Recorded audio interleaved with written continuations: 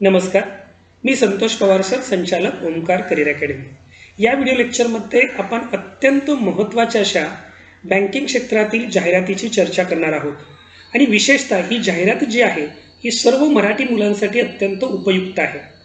यामध्ये ही जी जाहिरात आहे ही IBPS म्हणजेच institute of banking personnel selection बोर्डाने डिक्लेअर केलेली आहे। यामध्ये recruitment of officers scale 1, scale 2, scale 3, office assistant multipurpose ही पदं भरली जाणार आहेत। जवळपास 18,000 पदांची ही भरती आहे। तर याबद्दल आपण अतिशय सविस्तर अशी चर्चा करणार आहोत। यामध्ये recruitment of officer scale 1, 2 and 3 म्हणजेच हे ऑफिसर्स कॅडर्सची जी पदं आहेत ही 3 प्रकारची आहेत। ऑफिस असिस्टंट म्हणजे क्लेरिकल कॅडरचं हे पद आहे। तर ह्या सर्व पदांची जी जाहिरात आलेली आहे त्याच्याबद्दल आपण अतिशय सविस्तर अशी चर्चा करणार आहोत। यामध्ये या जाहिरातीमध्ये सांगितलेलं आहे की ही जी जाहिरात आहे तुम्ही ही माहिती वाचू शकता। अर्थात ही एवढी महत्त्वाची नसल्यामुळे आपण त्याच्याबद्दल जास्त चर्चा करणार नाही। याचं परत सविस्तर असा पुढे आढावा आपण घेणार आहोत। यामध्ये त्यांनी कोणती पदं आहेत ती सांगितलेली आहेत। यामध्ये तुमच्या लक्षात येईल की या ठिकाणी ग्रुप ए ऑफिसर्स मगाशी आपण पाहिलेलं होतं। Group A officers scale 1, scale 2, group B office assistant multipurpose वगैरे ही जी पदं आहेत या पदांसाठी ही जाहिरात आहे। अर्थात ही जाहिरात रिजनल रूरल बँक्समधली जी पदं आहेत प्रत्येक स्टेट वाईज त्या स्टेट वाईजच्या पदांसाठी ही जाहिरात परीक्षा घेतली जात आहे, त्या संदर्भातली ही जाहिरात आहे। आता यामध्ये कोणत्या कोणत्या RRBs पार्टिसिपेट होत आहेत त्याच्याबद्दलची सुद्धा त्या ठिकाणी नावं आहेत। अर्थात ही यादी वाचण्या योग्य नाही आहे, फक्त याच्यामध्ये लँग्वेजच्या संदर्भात ही लिस्ट खूप महत्त्वाची आहे। म्हणजे तुमच्या लक्षात येईल की ही परीक्षा म्हणजे उदाहरणार्थ आंध्र प्रदेशचे रहिवासी असतील तर तुमच्या तिथे लक्षात आलं असेल। तर यामध्ये आपण पाहू शकतो की तुम्हाला तुमच्या राज्यामधल्या ज्या बँक्स आहेत त्या बँकामधली जी पदं आहेत त्या पदांच्या ज्या परीक्षा आहेत ह्या तुम्हाला मराठीमध्ये सुद्धा देता येतात। तुम्हाला शेवटच्या कॉलममध्ये ह्या त्या बँकांच्या लँग्वेज दिसतील। त्यामुळे तुमच्या लक्षात येईल की महाराष्ट्रातल्या बँकांसाठी मराठी आहे, विदर्भ कोकण ग्रामीण बँकेमध्ये सुद्धा मराठी आहे। महाराष्ट्रामध्ये 2 विभाग आहेत, महाराष्ट्र आणि विदर्भ, तर त्या दोघांसाठी तुम्हाला मराठीमध्ये परीक्षा देता येते आणि खरं तर ही मराठी विद्यार्थ्यांसाठी अतिशय जमेची बाजू आहे। आज आपण बघतो की कोणत्याही बँकेमध्ये आपण गेलो तर मराठीपेक्षा इतर विद्यार्थ्यांचा किंवा जे अधिकारी कर्मचारी आहेत ते नॉन महाराष्ट्रीयन असलेले आपल्याला दिसून येतात। त्यामुळे ही आपल्या सर्वांसाठी संधी आहे आणि आपल्या विद्यार्थ्यांच्या आत्तापर्यंत सबब असायची की परीक्षा आपल्याला मराठीतून देता येत नाही, पण आता ही परीक्षा तुम्हाला मराठीमधून सुद्धा देता येणार आहे। त्यामुळे या परीक्षेचे जे काही इलिजिबिलिटी क्रायटेरिया वगैरे आहेत ते आपण पाहणार आहोत। यामध्ये तुमच्या लक्षात येईल अर्थात नॅशनॅलिटी हा घटक वगैरे जो आहे हा तुम्ही समजू शकता। सिटीजन ऑफ इंडिया वगैरे ज्या सेंट्रल गव्हर्नमेंटच्या ॲडव्हर्टाईजसाठी जो नॅशनॅलिटीचा इश्यू आहे किंवा जो नॅशनॅलिटीचा क्रायटेरिया आहे तो पाळला जातो, त्याचप्रमाणे या परीक्षेसाठी सुद्धा नॅशनॅलिटीचा क्रायटेरिया आहे। त्याच्यानंतर या ठिकाणी जी महत्त्वाची इलिजिबिलिटी आहे की जी आपण पाहणार आहोत यामध्ये तुमच्या लक्षात येईल की फॉर ऑफिसर स्केल 3 सिनियर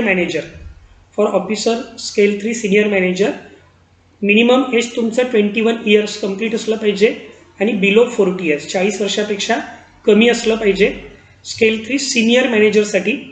त्यानंतर candidate should not have been born earlier than म्हणजे तुमच्या इथे लक्षात येईल की तुमचा जन्म हा 3/7/1980 आणि 30/6/1999 3/7/1980 आणि 30/6/1999 या दरम्यान असला पाहिजे असा पहिल्या पदाचा क्रायटेरिया आहे।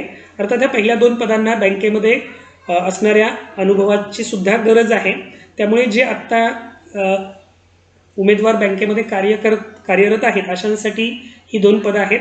फॉर स्केल 2 मॅनेजरसाठी तुमच्या लक्षात येईल की फॉर स्केल 2 मॅनेजरसाठी जो क्रायटेरिया आहे त्या क्रायटेरियामध्ये तुम्ही या ठिकाणी पाहू शकता की फॉर स्केल 2 मॅनेजरसाठी वय अबाउट 21 इयर्स आणि बिलो 32 इयर्स। या ठिकाणी वयाची अट कमी झालेली आहे, बिलो 32 इयर्स म्हणजे तुमची जन्मतारीख ही 3/7/1998 आणि 30/6/1999च्या दरम्यान असली पाहिजे। बोथ डेट्स इन्क्लुझिव्ह, हे महत्त्वाचं घ्या। जरी तुम्ही 3/7/88ला जन्मला असला तरी तुम्ही अर्ज करू शकता आणि 30/6/99ला जन्मला असला तरीही अर्ज करू शकता। त्याच्यानंतर पुढे जे आहे त्या पुढच्या याच्यामध्ये तुमच्या लक्षात येईल 4थी पोस्ट आहे, त्याच्यामध्ये त्यांनी म्हटलेलं आहे की for officer scale 1 assistant manager अर्थात ही सगळ्यात सुपर क्लास 1ची पोस्ट आहे. याच्यामध्ये वय 18 वर्ष ते 30 वर्ष याच्या दरम्यानचं असलं पाहिजे आणि जन्मतारीख ही जी तुमची आहे 3/7/1990 आणि 30/6/2002 यांच्या दरम्यानची असली पाहिजे.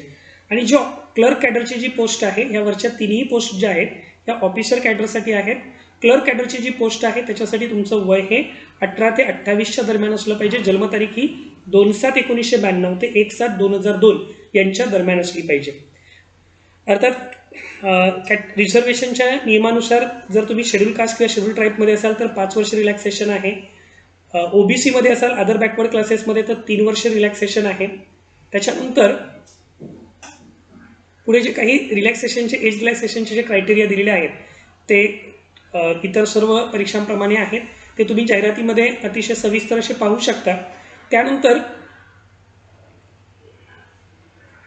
एज रिलॅक्सेशन जे सर्व परीक्षांना लागू पडतं तेच या परीक्षेला देखील लागू पडत आहे. त्यामुळे हे सर्व क्रायटेरिया तुम्ही पाहू शकता. त्याच्याबद्दल अतिशय सविस्तर असं स्पष्टीकरणसुद्धा दिलेलं आहे. आणि महत्त्वाचं म्हणजे ही जी परीक्षा आहे ही कोविड-19मध्ये होते. त्याच्यामुळे काही महत्त्वाच्या अटी आहेत. त्यामध्ये तुम्हाला N95 मास्क त्या ठिकाणी वापरावंच लागेल ज्यावेळेला तुम्ही एक्झाम सेंटरवर जाल. अर्थात त्या परीक्षेचे सगळे टप्पे आहेत. इंटरव्ह्यू सोडला तर हे ऑनलाईन स्वरूपात आहेत. तर त्या ठिकाणी ज्यावेळेला तुम्ही परीक्षा केंद्रात जाल त्याच्या अगोदर तुमची कोविड-19ची टेस्ट असो किंवा त्याचबरोबर N95 मास्क तुम्हाला कंपल्सरी यूज करायचं आहे. तर अशा पद्धतीच्या काही अटी आहेत, त्याही तुम्ही जाहिरातीमध्ये त्याचा एक स्पेशल त्यांनी कॉलम दिलेला आहे, त्यामध्ये त्या सगळ्या वाचू शकता.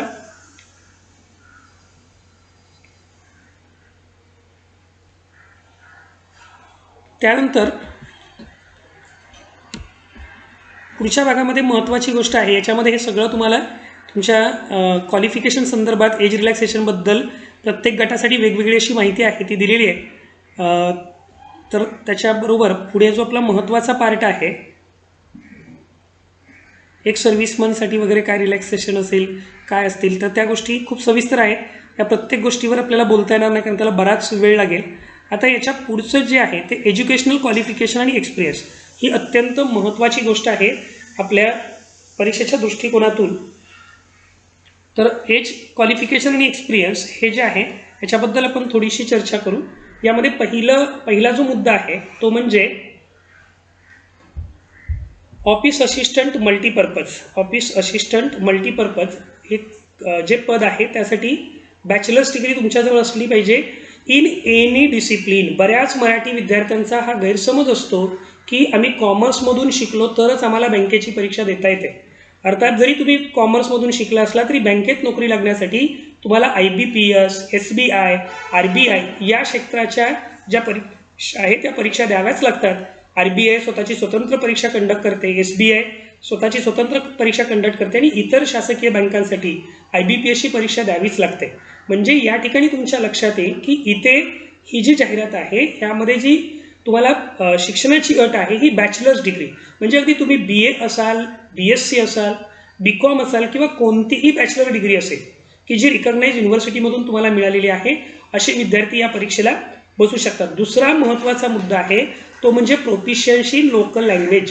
तुम्ही ज्याच्यासाठी अर्ज करत आहात त्या भाषेमध्ये तुम्हाला प्रभुत्व असलं पाहिजे. त्यासाठी काही किमान क्रायटेरिया त्या ठिकाणी दिलेले आहेत. म्हणजे उदाहरणार्थ 10वीला तुम्हाला 100 गुणांचा मराठी हा विषय असतो. पुढे तुम्हाला काही वेळेला मराठीची परीक्षा द्यावी लागते. पुढे आहे डिझायरेबल. डिझायरेबल याचा अर्थ हे कंपल्सरी नाही आहे. Desirable working knowledge of computer, तुम्हाला संगणकाचं ज्ञान असलं पाहिजे. या ठिकाणी तुम्हाला कोणत्याही एक्सपिरियन्सची आवश्यकता नाही. पहिल्या 2 पदांसाठी एक्सपिरियन्सची आवश्यकता नाही. त्यानंतर ऑफिसर स्केल 1 असिस्टंट मॅनेजर हे पद आहे. याच्यामध्ये bachelors degree in any discipline from a recognise university तेच आहे. याच्यामध्ये फक्त त्यांनी हा महत्त्वाचा मुद्दा दिला आहे, preference will be given to the candidates having degree in agriculture, horticulture, forestry, animal husbandry, veterinary science, agriculture engineering, pisciculture, agriculture marketing and cooperation information, technology management, law, economics और अकाउंटन्सी. अर्थात ही जी भरती आहे ही आपण पाहिलं आहे RRBची भरती आहे आणि RRB असल्यामुळे रिजनल रुरल बँका ज्या आहेत, ग्रामीण बँका ज्या आहेत, क्षेत्रीय ग्रामीण बँका, त्यांच्यामध्ये भरती असल्यामुळे त्याच्याशी रिलेटेड जर ज्ञान असेल तर तुम्हाला प्राधान्य दिलं जाईल. अर्थात इट इज नॉट कंपल्सरी, हे असलंच पाहिजे असं नाही. जर त्यामध्ये तुमची डिग्री असेल तर तुम्हाला प्राधान्य मिळेल. त्याच्यानंतर अर्थात आपली जी स्थानिक भाषा आहे त्या स्थानिक भाषेवर तुमचं प्रभुत्व असलं पाहिजे. त्याच्यानंतर वर्किंग नॉलेज ऑफ कॉम्प्युटर असेल, डिझायरेबल आहे, त्याला प्रिफरन्स दिला जाईल, कंपल्सरी नाही आहे ते. त्यानंतर पुढे आहे officer scale 2 general banking officer. ह्याच्यामध्ये ही जी बॅचलर्स डिग्री आहे ही bachelors degree in any discipline. फक्त इथे लक्षात येईल तुमच्या की विथ मिनिमम ऑफ 50% मार्क्स. यामध्ये हा एक महत्त्वाचा मुद्दा आहे, कमीत कमी 50% मार्क्स ॲग्रिगेट तुम्हाला असले पाहिजेत. यामध्ये दुसरं अगोदरच्या जर आपण दोन्ही पदं बघितली त्याच्यामध्ये मिनिमम मार्क्सची अर्थातच रिक्वायरमेंट नाही. त्यामध्ये तुमचे जे मेन एक्झामचे रिटर्न एक्झामचे जे मार्क्स असतील त्याच्यावर तुम्हाला ते पद मिळणार आहे. तर याच्यामध्ये फक्त इथे महत्त्वाचा मुद्दा तो आहे की जो ऑफिसर स्केल सेकंड आहे याच्यामध्ये 50% मार्क्स आहेत. तुम्हाला बीकॉम म्हणजे जी तुमची डिग्री असेल बॅचलरची त्या बॅचलरच्या डिग्रीला कमीत कमी 50% मार्क्स असले पाहिजेत. त्याच्यानंतर preference will be given to the candidates having degree banking, finance, marketing, agriculture या पदांच्या मध्ये जर तुमची या ठिकाणी त्यांनी काही शाखा दिलेल्या आहेत. या शाखांच्या मध्ये जर समजा तुमची पदवी झालेली असेल तर तुम्हाला थोडंफार प्राधान्य या ठिकाणी मिळणार आहे. म्हणजे हे लक्षात ठेवा की बँकिंग, याचा अर्थ असा नाही की बाकीची लोक परीक्षा देऊ शकत नाही. तर यामध्ये जी जे डिग्रीचे कोर्सेस आहेत त्यांच्यामध्ये जर असेल तर तुम्हाला त्याचं प्राधान्य मिळणार आहे. पण परीक्षा मात्र ज्याच्याकडे बॅचलर डिग्री आहे असे प्रत्येकजण देऊ शकतात. पहिल्यांदा त्याच्या रिटर्न मार्क्सचा अर्थातच कन्सिडर केले जातील. त्यामुळे हे डिझायरेबल आहे म्हणजे अगदी कंपल्सरी त्यामध्ये नाही. फक्त यामध्ये महत्त्वाचं आहे की 2 years as an officer in bank or financial institution. कोणत्याही बँकेमध्ये किंवा वित्तीय संस्थेमध्ये तुम्ही 2 वर्ष या ठिकाणी काम केल्याचा अनुभव तुम्हाला असला पाहिजे, हे महत्त्वाचं आहे. आपण पाहिलं होतं त्या वरच्या 2 पदांना अनुभवाची आवश्यकता नाही. त्यानंतर जे शेवटचं पद आहे ऑफिसर स्केल 3.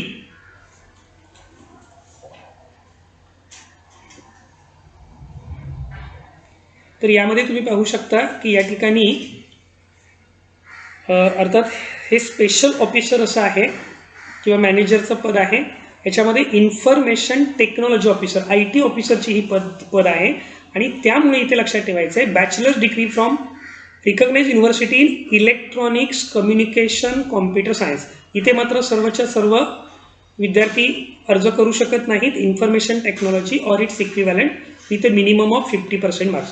म्हणजे ज्यांची डिग्री ही electronics communication computer science information टेक्नॉलॉजीमध्ये जी इंजिनिअरिंगची BEची डिग्री झालेली आहे असेच विद्यार्थी या ठिकाणी अर्ज करू शकतात. त्याच्यामध्ये डिझायरेबल जर certificate in ASP, PHP, C++, Java, VC, OCP या लँग्वेज जर असतील तुमच्याकडे तर आणखी प्राधान्य दिलं जाईल. त्यानंतर पुढे दुसरं आहे चार्टर्ड अकाउंटंट जर असाल तर certified associate CA from institute of chartered accountant of India. जी CAची जी सर्टिफाईड असोसिएट आहे त्याच्यापासून certified associate of chartered accountants of India याचं सर्टिफाईड तुम्ही असला पाहिजेत तर त्या ठिकाणी ती परीक्षा देऊ शकता. किंवा law officer degree from recognise university in law or its equivalent त्याच्यामध्ये 50% मार्क्स असले पाहिजेत. त्याच्यानंतर अर्थात ही स्पेशल ऑफिसरची पोस्ट असल्यामुळे याच्यामध्ये तुम्हाला लक्षात येईल की याच्या रिक्वायरमेंट्स जास्त आहेत. या सगळ्याच पदांना या ठिकाणी एक्सपिरियन्सची आवश्यकता आहे. जर समजा तुमची IT सेक्टरमधली डिग्री असेल किंवा IT सेक्टर किंवा electronics communication computer science IT यासारखी डिग्री असेल तर तुम्हाला 1 वर्षाचा एक्सपिरियन्स असला पाहिजे. CAचा सुद्धा 1 वर्षाचा. लॉ ऑफिसरच्या बाबतीत 2 years ॲज अन ॲडव्होकेट और should have work as law officers in banks.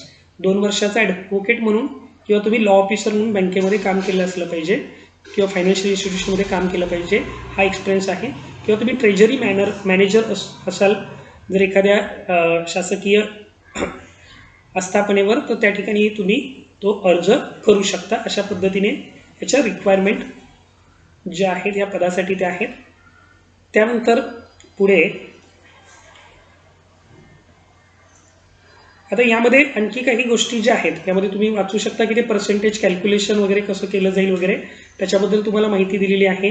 Proficiency of local लँग्वेजमध्ये तुमच्या लक्षात येईल की या ठिकाणी ज्या त्यांच्या रिक्वायरमेंट आहेत proficiency of local language candidates who have already studied the language of the state in standard 8 और एनी लेवल अबोव स्टँडर्ड 8, कमीत कमी 8वी किंवा 8वीच्या वरच्या इयत्तेपर्यंत तुम्हाला मराठी हा विषय, म्हणजे ती स्थानिक भाषा, समजा तुम्ही महाराष्ट्रातून परीक्षा देणार असाल तर मराठी हा विषय त्या ठिकाणी अत्यावश्यक आहे.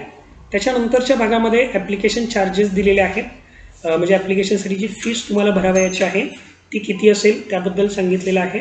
त्यामध्ये लक्षात येईल ऑफिसर स्केलसाठी तुम्हाला 175 रुपये फीज आहे for SC ST PWBD candidates, 850 इतर सर्व विद्यार्थ्यांना आहे. ऑफिस असिस्टंटसुद्धा तशीच आहे, 175 आणि 850. यामध्ये लक्षात ठेवा bank transaction charges for online payment of fees intimation charges will have be born by the candidate. Transfer करताना जी काय फीज वगैरे लागेल ती कॅन्डिडेटला बेअर करावयाची आहे.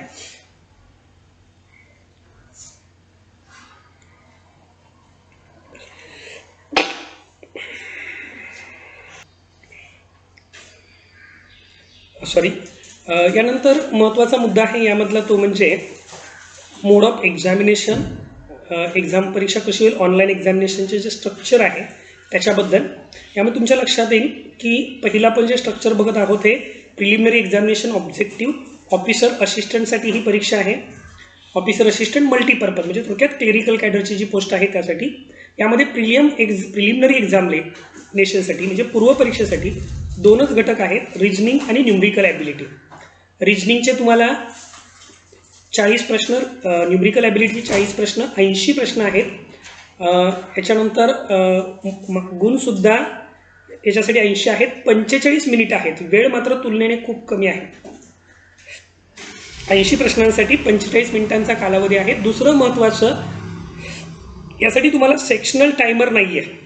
पुढे आपण तुम्ही जाहिरात वाचली की लक्षात येईल की जो सेक्शनल टायमर असतो तो सेक्शनल टायमर या ठिकाणी नाही आहे. म्हणजे तुम्हाला वाटलं की तुमचं न्यूमरिकल ॲबिलिटी चांगलं आहे तर न्यूमरिकल ॲबिलिटीचे प्रश्न तुम्ही सोडवू शकता, रिजनिंग चांगलं आहे तर रिजनिंगचे सोडवू शकता. म्हणजे प्रश्न कोणत्याही क्रमाने कुठलाही पार्ट सोडवला तरी चालेल. इथे सेक्शनल टायमर नसल्यामुळे तुम्हाला कोणतेही प्रश्न कोणत्याही क्रमाने सोडवता येतील. फक्त इथे थोडंसं तुम्हाला लक्षात घ्यावं लागतं की 80 मार्क्स आहेत आणि 45 मिनिट्स आहेत. त्यामुळे अगदी नाही म्हटलं तर जवळपास फक्त अर्धा मिनिट किंवा एक साधारणपणे 30-35 सेकंद तुम्हाला प्रत्येक प्रश्नाला मिळतात. तर त्याचा विचार तुम्हाला टाईम मॅनेजमेंटमध्ये करावा लागेल. पण पूर्वपरीक्षेचा अभ्यासक्रम जर बघितला तर त्याच्यामध्ये रिजनिंग आहे आणि न्यूमरिकल ॲबिलिटी आहे. न्यूमरिकल ॲबिलिटी याचा अर्थ तुमचा अगदी 10वीपर्यंतचा जो अभ्यासक्रम आहे त्याच्यामधल्या ज्या मॅथ्सच्या अंकगणिताच्या ज्या बेसिक कन्सेप्ट आहेत त्याच्यावरच प्रश्न विचारले जातात. त्यामुळे तेवढा हा पार्ट तुम्हाला असा कठीण जाणार नाही. फक्त त्याच्यामध्ये प्रॅक्टिस मेक्स मॅन परफेक्ट, सराव माणसाला परिपूर्ण बनवतो. तुम्हाला या उदाहरणांचा जास्तीत जास्त सराव करावा लागेल. त्यानंतर जी पुढची प्रिलिम आहे ती ऑफिसर स्केलसाठी आहे. ऑफिसर स्केलच्या प्रिलिममध्ये सुद्धा तुमच्या लक्षात येईल की जे रिजनिंग आणि क्वांटिटी ऑप्टिट्यूड सेम पॅटर्न आहे. 80 प्रश्न आहेत, 80 गुणसंख्या आहे आणि टाईम त्याच्यासाठी 45 मिनिट आहे. इथे सुद्धा सेक्शनल टायमर नाही आहे. त्यानंतर पुढे मेन एक्झामिनेशनचा क्रायटेरिया दिला आहे.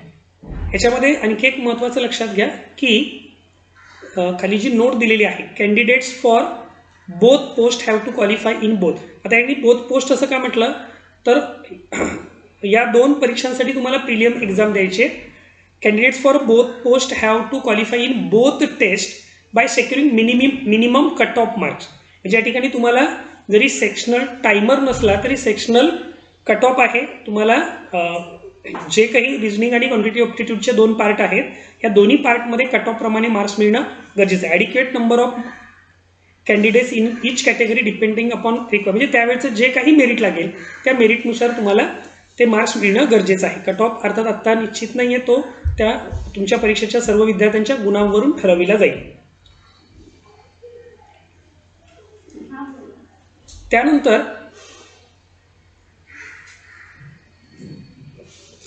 मेन एक्झामचा तुम्हाला या ठिकाणी क्रायटेरिया दिसत आहे. मेन एक्झामचा जो संपूर्ण क्रायटेरिया आहे त्यामध्ये पहिलं पद ऑफिस असिस्टंट मल्टीपर्पजचं आहे. यामध्ये जी मुख्य परीक्षा आहे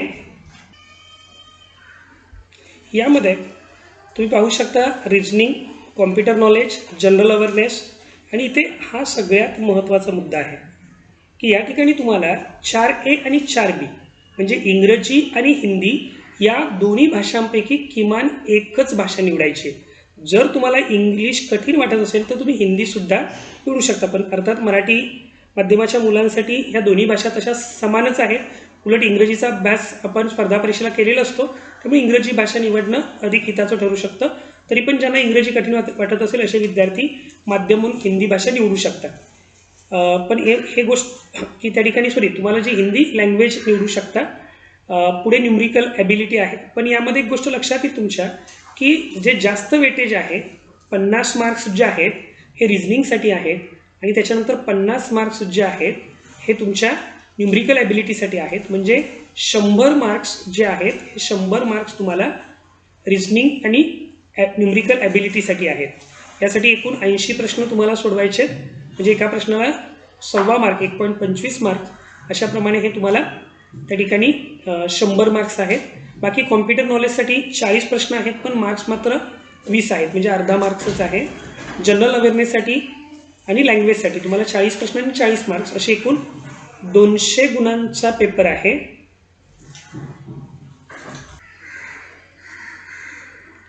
तर ही 200 गुणांची जी मुख्य परीक्षा आहे यामध्ये थोडंसं तुम्हाला तेही काळजी घ्यावी लागेल की हे स्वरूप पुन्हा एकदा नीट समजून घ्या.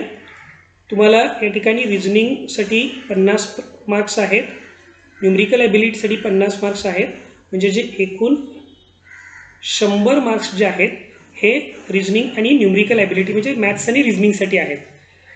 त्याच्यासाठी वेळसुद्धा तुम्हाला तुलनेने जास्त दिलेला आहे. 40 प्रश्न आहेत आणि मार्क्ससुद्धा जास्त आहेत. 40 प्रश्न आहेत आणि एकासाठी तुम्हाला 1.25 मार्क्स आहे. तर कॉम्प्युटर नॉलेजचे 40 प्रश्न असणार आहेत, मार्क्स मात्र त्याला 20 आहेत. जनरल अवेअरनेसचे 40 प्रश्न आहेत, मार्क्स 40 आहेत. लँग्वेजला 40 प्रश्न 40 मार्क्स. हे नक्की लक्षात आलं असेल. अशा पद्धतीने एकूण इतर विषयांचे 100 आणि रिझनिंग मॅथ्सचे 100 मिळून 200 मार्क्स हा पेपर आहे. आणि याच्यासाठी कंपोजिट टाईम जो आहे तो 2 आवर्स आहे, म्हणजे सेक्शनल टायमर या ठिकाणी सुद्धा नाही. अगदी तसंच जे स्वरूप आहे हे ऑफिस मॅनेजरच्या परीक्षेचं आहे. ऑफिस मॅनेजरच्या ऑफिसर स्केलचं जे पोस्ट आहे त्याच्यासाठी सुद्धा तुमच्या लक्षात येईल की जे स्वरूप आहे ते त्याच पद्धतीने त्या ठिकाणी दिलेलं आहे. आता मीडियम ऑफ एक्झाम ते तुम्हाला पण पुढे आपण डिस्कस करणार आहोत की ते त्या विभागाप्रमाणे वेगवेगळं असं मीडियम ऑफ एक्झाम असणार आहे. या परीक्षांचं माध्यम तुम्ही कोणत्याही माध्यमातून जे तुम्हाला सूट होईल आणि ते नोटिफिकेशनमध्ये दिले त्याप्रमाणे देऊ शकता. फक्त लँग्वेज जे आहे ते इंग्लिशचा पेपर इंग्लिशमध्ये, हिंदीचा पेपर हिंदीमध्ये. परत मार्क्स डिस्ट्रीब्युशन आहे ते तुम्ही पाहू शकता की जसं पहिल्या पदासाठी आहे त्याचप्रमाणे दुसऱ्या पदासाठी आहे रिझनिंग आणि क्वांटिटेटिव्ह ॲप्टिट्यूड. आता याच्यामध्ये थोडासा बदल झाला लक्षात ठेवा. ऑफिसर स्केलसाठी या ठिकाणी क्वांटिटेटिव्ह ॲप्टिट्यूड आहे, फक्त न्यूमरिकल ॲबिलिटी नाही. त्याच्यामुळे हा अभ्यास थोडासा तुम्हाला याच्यामध्ये टॉपिक जे आहेत हे जास्त अभ्यासायचे आहेत. याच्यासाठी तुम्हाला 100 मार्क्स आहेत. त्याच्यानंतर कॉम्प्युटर नॉलेज 20 मार्क्स, लँग्वेजसाठी 40 मार्क्स आणि जनरल अवेअरनेससाठी 40 असा हा सुद्धा 200 गुणांचा पेपर आहे. या ठिकाणी सुद्धा 2 तास वेळ. फक्त त्यामध्ये हे लक्षात ठेवा की 4A आणि 4B मधला फक्त एक विषय तुम्हाला निवडायचा आहे. त्यानंतर याच्यामध्ये आणखी काही अत्यावश्यक गोष्टी आहेत त्याच्याबद्दल आपण एक पटकन उझरता कटाक्ष टाकू. यामध्ये या ठिकाणी तुम्हाला जी लिस्ट दिलेली आहे या लिस्टमध्ये तुमच्या एक महत्त्वाची गोष्ट लक्षात येईल की त्या रिजननुसार मीडियम ऑफ एक्झामिनेशन काय असेल त्याची माहिती दिलेली आहे. म्हणजे उदाहरणार्थ एक पहिलं आंध्र प्रदेशचं घेऊ आपण की इथे इंग्लिश, हिंदी आणि त्यांची जी नेटिव्ह लँग्वेज आहे तेलुगू ती सुद्धा या परीक्षेसाठी माध्यम म्हणून विचार घेतलेली आहे. इंग्लिश, हिंदी तर आहे, पण तुम्ही तुमच्या स्वतःच्या मातृभाषेमध्ये सुद्धा ही परीक्षा देऊ शकता. हा याच्यातला अतिशय महत्त्वाचा मुद्दा आहे. तर यामध्ये तुम्ही जर पुढे ही जाहिरात पाहत गेला तर तुमच्या लक्षात येईल की या ठिकाणी जर महाराष्ट्र किंवा विदर्भ या विभागामध्ये ज्या परीक्षा आहेत त्या परीक्षांसाठी तुमचं परीक्षेचं जे माध्यम असणार आहे हे तुम्ही पाहू शकता की महाराष्ट्रासाठी तुमच्या लक्षात येईल की महाराष्ट्रासाठी इंग्लिश, हिंदी, मराठी आणि कोंकणी या भाषा आहेत. महाराष्ट्राच्या महाराष्ट्रातील जी विद्यार्थी परीक्षेला बसणार आहेत ही खरं तर आपल्या सर्वांसाठी अतिशय जमेची बाजू आहे की ह्या बँकिंगच्या परीक्षा तुम्हाला आता मराठीमध्ये सुद्धा देता येत आहेत. तर या घटकाचा आपल्याला निश्चितच उपयोग होणार आहे आणि त्याचा विचार करून खरं तर आत्ता जे विद्यार्थी MPSC वगैरे या परीक्षांची तयारी करत आहेत त्या ठिकाणी तेवढ्या पर्याप्त पोस्ट नसतात तरीसुद्धा तुम्ही अभ्यास करत असता, तर ह्या गोष्टीचा विचार करणं तुमच्यासाठी खरं तर महत्त्वपूर्ण आहे. त्याच्यानंतर इथे जी माहिती दिलेली आहे ती जी state level examination objective officer scale 2 आणि ऑफिसर स्केल 2 स्पेशलिस्ट कॅडर ह्याच्यासाठी जे आहे त्याचं स्वरूप दिलेलं आहे. त्यामध्ये तुमच्या लक्षात येईल की जो ऑफिसरचं कॅडर आहे त्याच्यासाठी मात्र लँग्वेज तुम्हाला हिंदी किंवा इंग्रजीचं आहे. जे ऑफिसर कॅडरच्या ज्या पोस्ट आहेत त्यासाठी जी लँग्वेज आहे ती हिंदी किंवा इंग्रजी आहे. तिथे तुम्हाला मातृभाषेत परीक्षा देता येत नाही. बाकी पेपर पॅटर्न जो आहे किंवा सिलेबस जो आहे तो सेम तसाच आहे.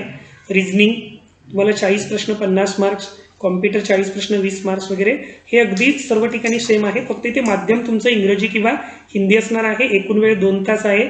सेक्शनल टायमर हा या ठिकाणी तुम्हाला असणार नाही. ही फक्त बाब तुम्हाला विचारात घ्यावयाची आहे. त्याच्यानंतर पुढच्या भागामध्ये ते बहुतेक सर्व जी माहिती आहे ही तुम्हाला प्राप्त झालेली आहे.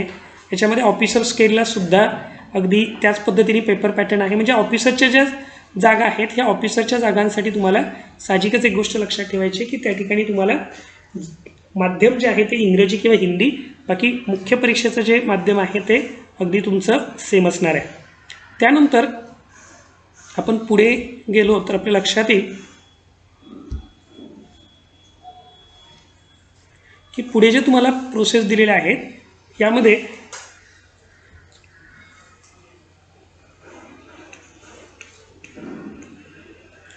कट ऑफ स्कोअर वगैरे कुठल्या पदांसाठी वगैरे अशी एक साधारणपणे ही माहिती तुम्ही जाहिरातीमध्ये वाचू शकता. ही जी जाहिरात आहे IBPSच्या वेबसाईटवर सुद्धा आहे.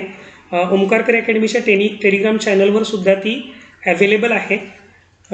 तर याच्यामध्ये तुम्हाला परीक्षा कशी होणार आहे, परीक्षेचं स्वरूप कसं असेल, कोणकोणती एक्झाम सेंटर्स आहेत त्याची अतिशय सविस्तर अशी माहिती आहे. तीही तुम्ही वाचू शकता. महत्त्वाच्या गोष्टींच्यावर आपण आता चर्चा केलेली आहे. डॉक्युमेंट्सबद्दल तुम्हाला माहिती दिली आहे, कोणते कोणते डॉक्युमेंट्स लागतील. सगळ्यात महत्त्वाचं फक्त हे जे सोशल डिस्टन्सिंगचे जे नॉर्म्स आहेत, नाही तर तुम्ही जर ही जाहिरात सविस्तर वाचणं खूप गरजेचं आहे. सोशल डिस्टन्सिंगची जे नॉर्म्स आहेत त्याच्यामध्ये बघा, मास्क वेअरिंग, मास्क तुम्हाला खरं तर कंपल्सरी आहे. Gloves, personal transparent water bottle, personal hand sanitiser, simple pen वगैरे ह्या गोष्टी तुम्हाला अर्थातच त्या सोशल डिस्टन्सिंगचा मुद्दा पाळून तुम्हाला तुमच्यासोबत ठेवायचे आहेत. तो एक त्यातला अतिशय महत्त्वाचा असा मुद्दा आहे.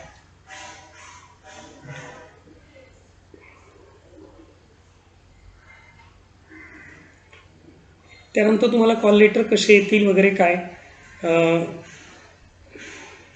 अगदी तुम्हाला कोविड-19चे सिम्पटम्स वगैरे वाटले तर तुम्हाला त्या क्षणीसुद्धा परीक्षेला बसू दिलं जाणार नाही. हाऊ टू अप्लायमध्ये तुम्हाला माहितीच आहे की ह्या परीक्षेचं जे ॲप्लिकेशन फॉर्म तुम्हाला भरायचं आहे त्याच्याबद्दलची सविस्तर माहिती दिली आहे. IBPSच्या वेबसाईटवर गेलात तर तुम्हाला RRBचा जो सेक्शन दिसेल त्याच्यामध्ये जाऊन ही तुम्हाला ऑनलाईन जाहिरात भरायची आहे. ऑनलाईन पेमेंट्ससुद्धा तुम्हाला ऑनलाईनच करायचं आहे. फक्त त्याच्यामध्ये महत्त्वाचं पेमेंटबद्दल मगाशी आपण बघितलं होतं की किती पेमेंट असणार आहे. त्याबद्दल सांगितलेलं आहे की रिझर्व्ह कॅटेगरीसाठी 175 रुपये, इतरांसाठी 850 रुपये हे पेमेंट आहे.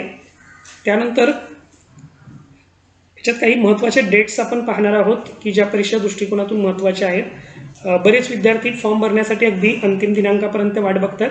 ऑनलाईन फॉर्म भरण्यात असल्यामुळे ट्रॅफिकिंग वगैरे झाल्यानंतर साहजिकच ते जर समजा सर्व्हर जाम असेल तर तुम्हाला योग्य वेळेला फॉर्म भरता येत नाही. अशा वेळेला तुम्ही शक्यतो लवकरात लवकर त्याचा फॉर्म सबमिट करणं गरजेचं आहे. यामध्ये तुम्हाला सर्व अगदी सविस्तर माहिती जाहिरातीमध्ये दिलेली आहे. अतिशय विस्तृत अशी ही जाहिरात आहे.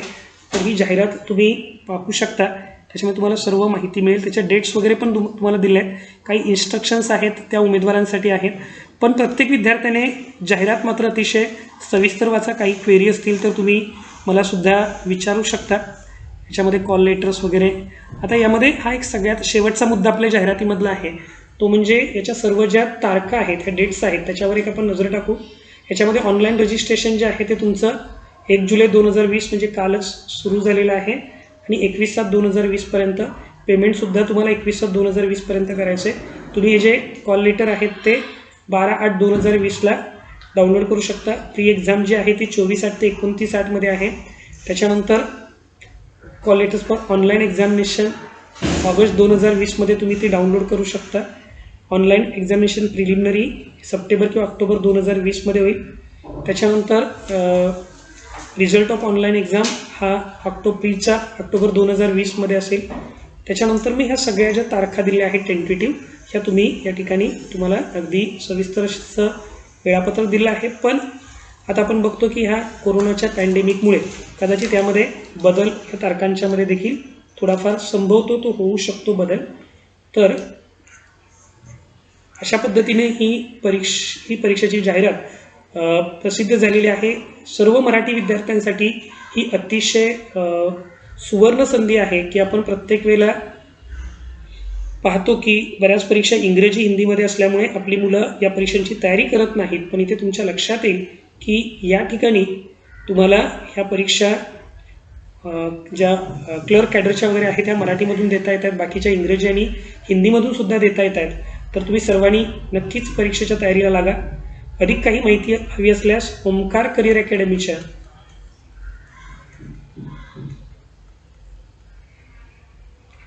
यूट्यूब चॅनल सबस्क्राईब करा.